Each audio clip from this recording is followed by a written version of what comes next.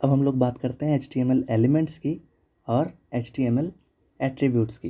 तो HTML elements और attributes काफ़ी इंपॉर्टेंट है। तो हमारा HTML एलिमेंट क्या होता है, हम जितनी भी चीज़ें देखते हैं एक वेबसाइट में, जो भी हम देखते हैं वेबसाइट एक वेब पेज पे, ठीक है, हम कुछ भी वीडियो देखते हैं, इमेज देखते हैं, कोई भी हेडिंग देखते हैं, कोई भी पैराग्राफ देखते हैं, तो वो सारा हमारा एलिमेंट कहलाता है या फिर उसे टैग भी बोलते हैं। तो हमारा एलिमेंट क्या होता है,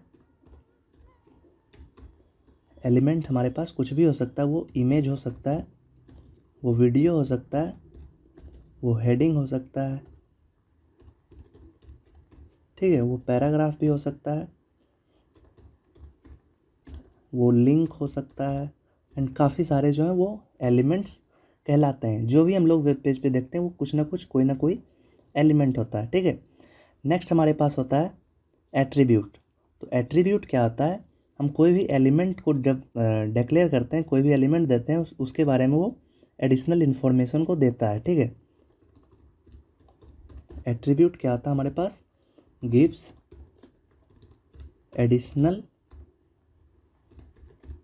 इन्फो, ठीक है, हमें एडिशनल इन्फॉर्मेशन देता है उस एलिमेंट के बारे में।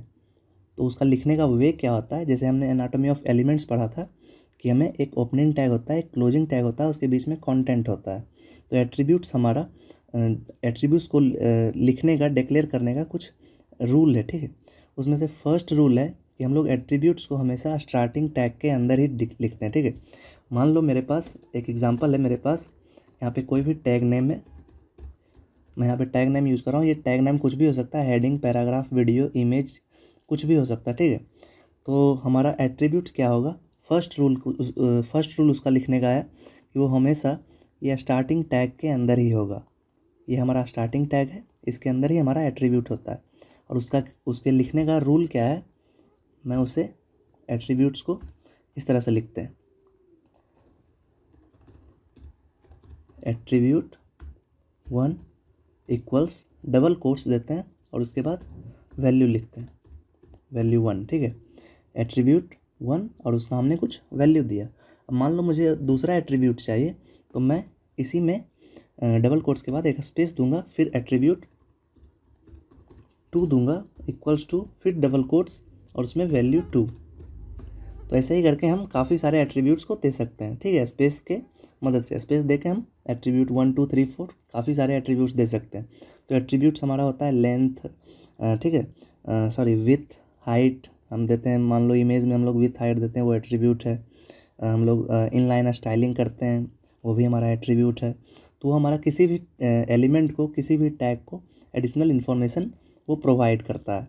तो अब हमारा यहाँ पे बात करते हैं कि एलिमेंट्स जो होते हैं वो काफ़ी तरह के होते हैं। एज़ फॉर एग्जांपल हमारे पास एक एलिमेंट होता है एम्प्टी एलिमेंट, ठीक है। एक एलिमेंट होता है हमारे पास empty element,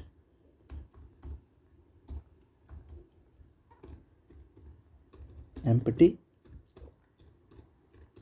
element.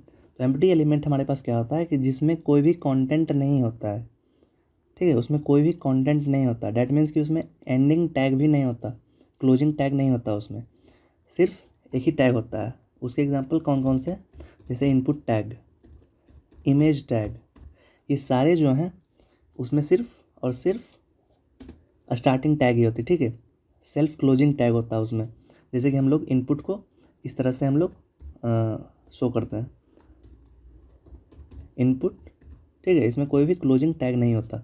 Image tag में भी सेम, इमेज टैग में कोई भी क्लोजिंग टैग नहीं होता, कोई भी कंटेंट नहीं होता।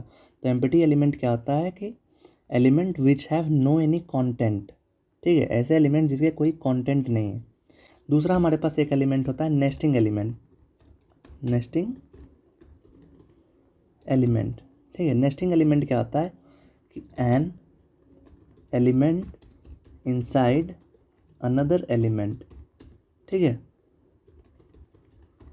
एक एलिमेंट के अंदर जब दूसरे एलिमेंट को डिक्लेयर करते हैं तो हमारा नेस्टिंग एलिमेंट कहलाता है। जैसे कि मान लो मैंने यहाँ पे एक एग्जांपल लिया है, एग्जांपल में मैंने लिया है कि मैंने मान लो H2 मेरा हेडिंग टैग है। हम लोग पढ़ेंगे ये क्या है टैग, हेडिंग टैग क्या होता है। तो मान लो मैंने एक H2 लिया है, इसके अंदर मैंने एक पैराग्राफ दिया है, उसके अंदर मैंने एक स्पैन टैग भी लिया है।